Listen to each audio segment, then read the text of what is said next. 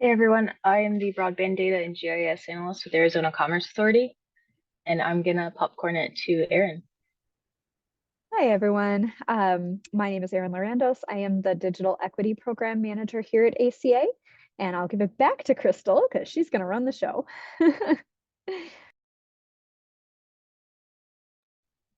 Okay, so if you missed the demo that we had with AppGeo, no worries. I'm basically going to show everyone here how to submit a challenge from our Broadband Navigator website.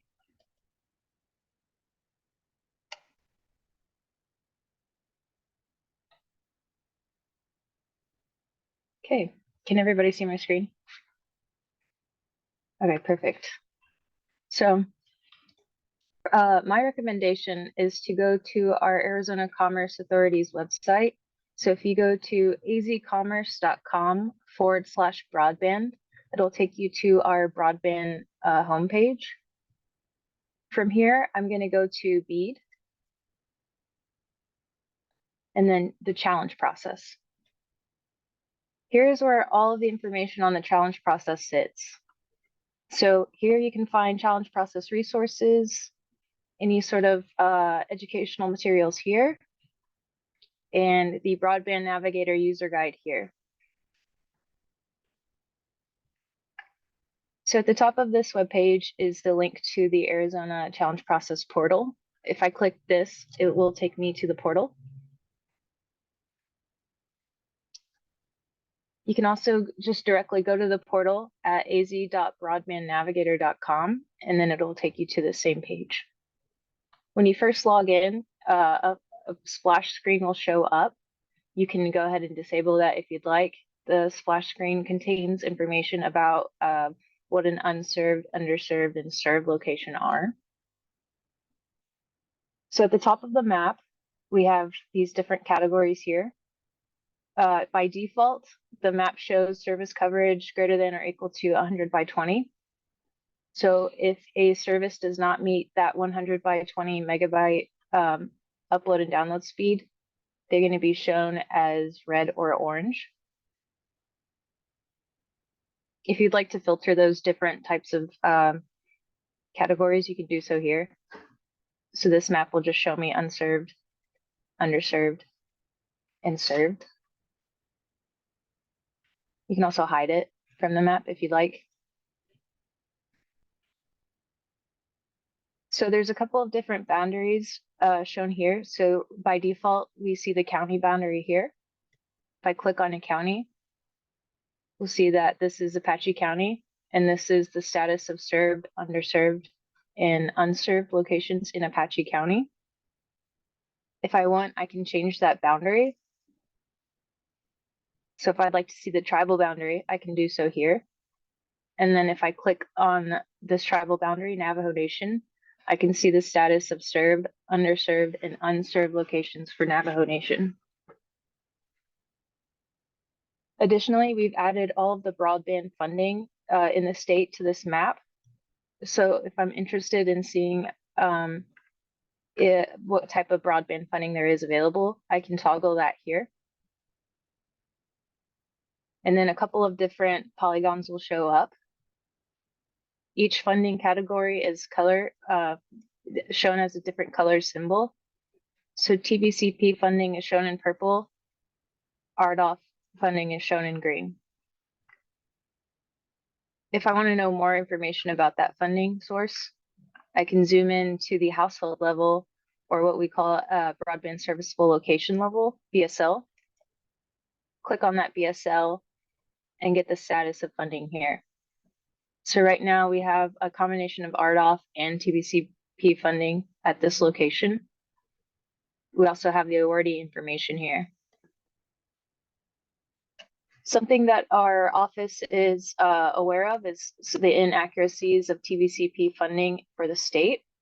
We've flagged this for NTIA and we're working with them to resolve this issue. But if you notice inaccuracies in TBCP funding, you're welcome to challenge those. But just know that there's going to be an opportunity to clean that particular funding source up after the challenge process. So if you want to know more about these different types of funding authorities, you can go to the help page here. There's a table of contents right here. You can click on funding layer and it'll take you to that funding information here. So our funding layers come from NTIA, but ultimately NTIA has taken each funding shape from all of these funding authorities. So if I click on RDOF, it will take me to RDOF's webpage for under the FCC. And the FCC has provided lots of information on eligible RDOF areas and what the status is there. So if you have GIS capabilities, you're welcome to download each of those shapefiles and have that information for yourself.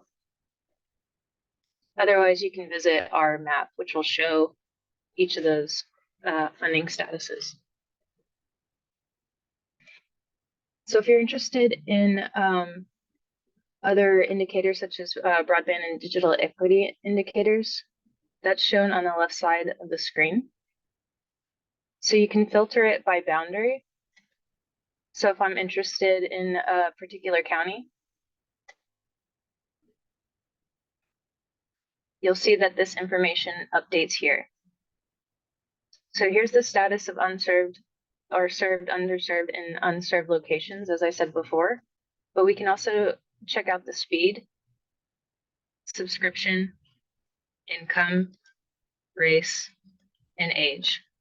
All of this data comes from the American Community Survey data or the Census Bureau. And if you're interested in knowing more about that, you can go to About and find that information here.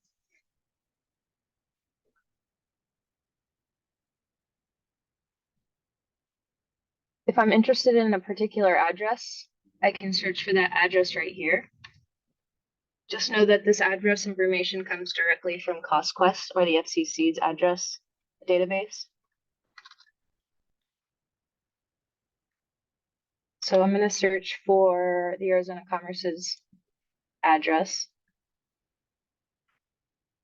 So then it's going to take me to the address. So you can click on each of these BSLs and that address information will update. It'll also tell you the status of that location. So this has been identified by CostQuest and the FCC as a non-residential address. It also has the unit count here. There's also availability information here. So this, again, comes directly from the FCC's BDC data. And we update our data in conjunction with the FCC. So we're currently using Fabric version 3, dated June of 2023. And the FCC puts out updates to it every other week. So we refresh our map in conjunction with the FCC. And like I said before, if there is any broadband funding, that will show up here. We also have the challenge status here. So if a location has been challenged, that information will populate down here.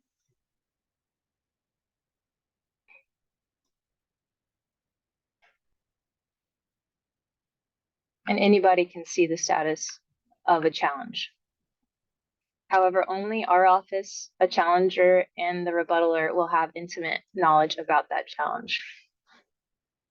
So anybody can come into this map and take a speed test or report a service issue. To do so, you can either search for your address or zoom into the location that you're currently located at. So if I am, let's say that I am at this household, I can take a speed test. To do so, I'll come down here and select this take speed test option. Then I'll check any of these if they apply. So if I'm on a VPN, if I'm on a mobile or wireless network, or if I'm using this network for streaming or gaming, I'm going to want to check all of these options. And then I'll select go. Then it's going to collect information about my upload and download speeds and my latency here. So this will take a couple of seconds. It's very important, though, when you're taking this speed test, that you make sure that it's a permissible speed test. So it needs to be from your household, for one. and it has to be from a laptop or desktop. This Navigator portal will not allow you to take a speed test from your mobile device. So the speed test results are here. If your speed test results are above 100 by 20 and your latency is good, it will not ask you to take another speed test. However, if your speed test results show that you don't meet those that threshold, it'll ask you for your email so that it can email you basically to remind you to take additional speed tests. So in order to have a valid speed test challenge, you have to have 3 speed tests taken on 3 separate days. You can also report a service issue. So for example, if I'm at this location and my provider has a data cap, anybody can report that. You want to make sure that all of your information is in here.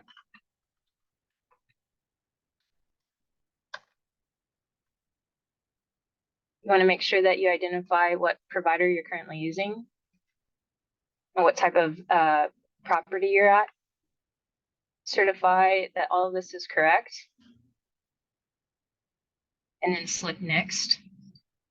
Here you have the opportunity to upload evidence. So if my provider has a data cap, I can provide a screenshot that that provider has a data cap from their website or from an internet service bill.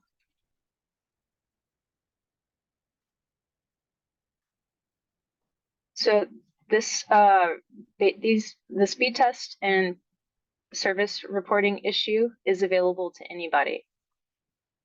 Let's say you're a challenger and you'd like your community to participate in this, you can share our link. And on our broadband website, we also have materials on how to conduct a speed test and report a service issue. And you're welcome to take these materials and pass them around or share them directly.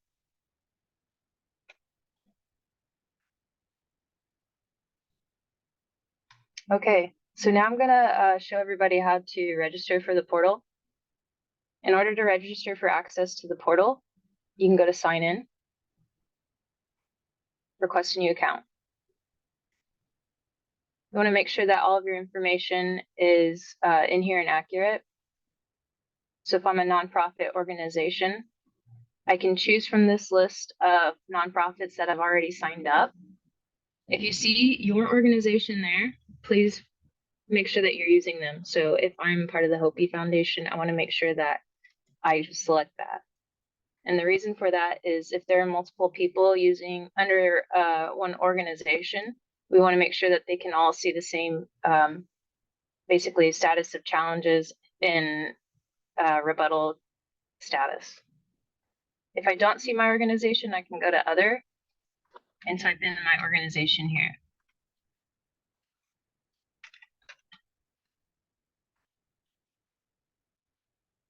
Then I'll go to request. When you're requesting an account, please use the email address associated with your organization. It just helps our office approve these quicker. So once I've registered for an account and I have access, I can sign in. And once I'm signed in, I'm allowed to challenge and submit challenges. So let's say I want to submit a challenge for this location. I can come over here and submit a challenge. From here, I can select the type of challenge I want to submit. If you're not familiar with these challenges, I highly suggest going to our website, Arizona Commerce Authority broadband page. Under the challenge process, where all of our challenge resources sit, is our approved volume 1.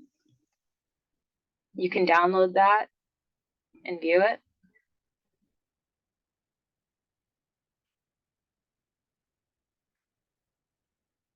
Volume 1 is where all of the detailed information about how we're running the challenge process sits. So in here are the types of challenges that you can submit and specific example types for those challenges. So if I'm interested in submitting an availability challenge, We have specific examples that you can submit. Same for speed tests and latency challenges. So having this available will better assist you when you're submitting these challenges. So let's say I'm interested in submitting an availability challenge. It helps to have that handy. I want to make sure that all of this information is provided.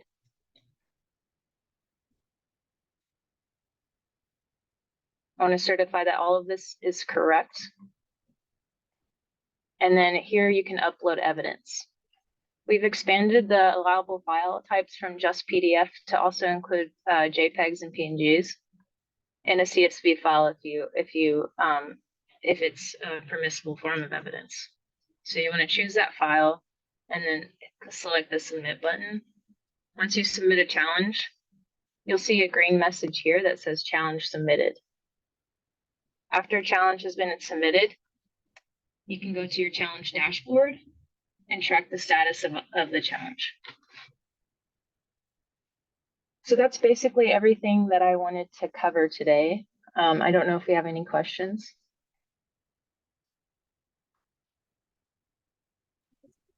Currently, there are no questions in the chat there.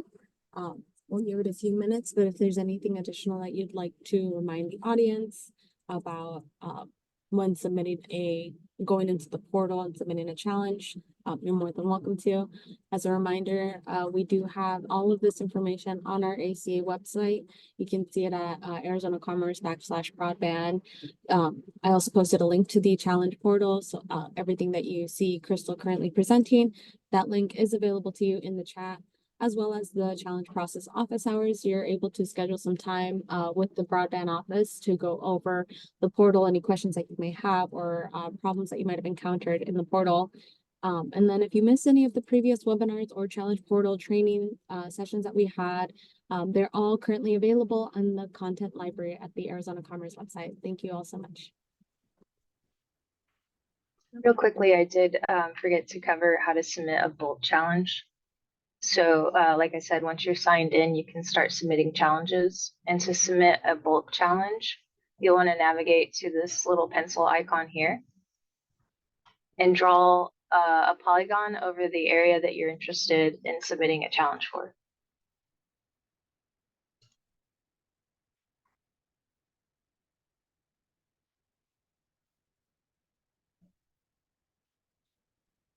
So once you've submitted that polygon in the portal, you can select the type of bulk challenge that you want to submit.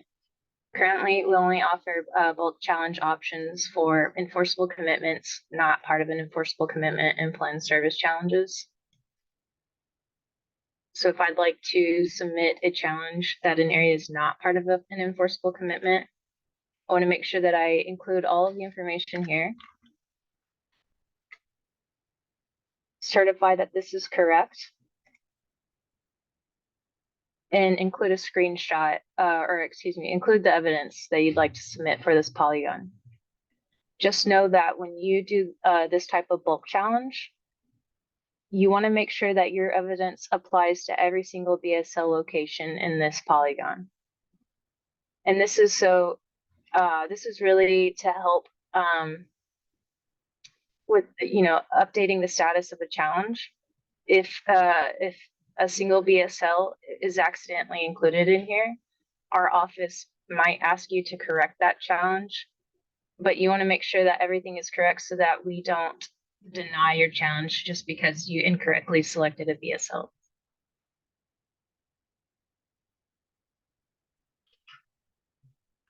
Okay, now that is the last thing I wanted to cover.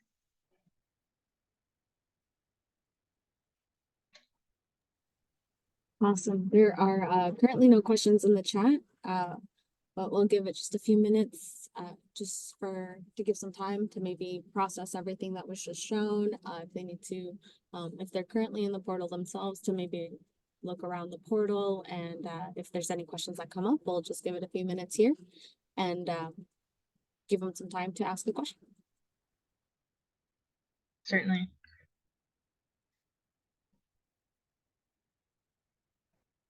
So just so everyone's aware, CAIs are also BEAD eligible if they do not receive 1 gig symmetrical service.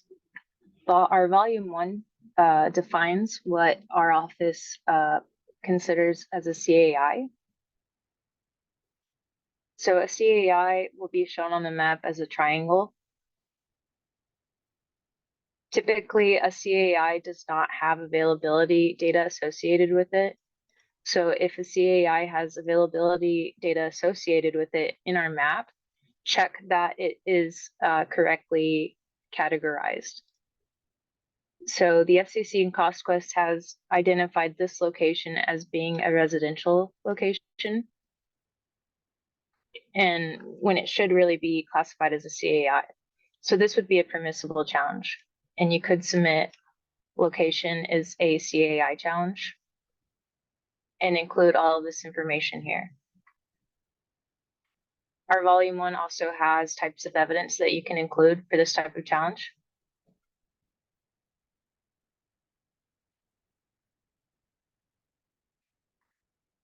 Also, we realized that there are some inaccuracies with our CAI data, and this is because they were directly collected from different local and county officials. And we had multiple geocoding processes that may have shifted the location of a CAI. So if there's an issue with the lat long or something like that, you can feel free to email our office so that we can correct those minor inaccuracies.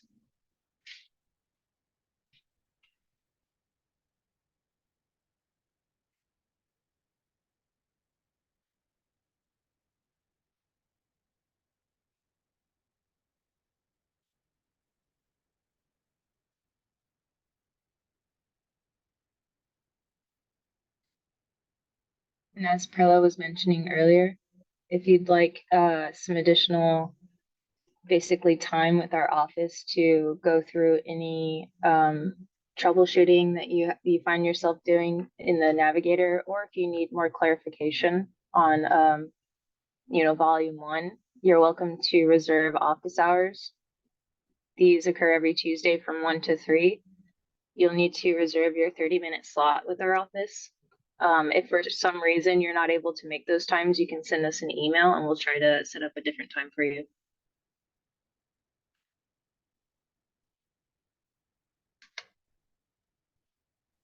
Thank you so much, Crystal.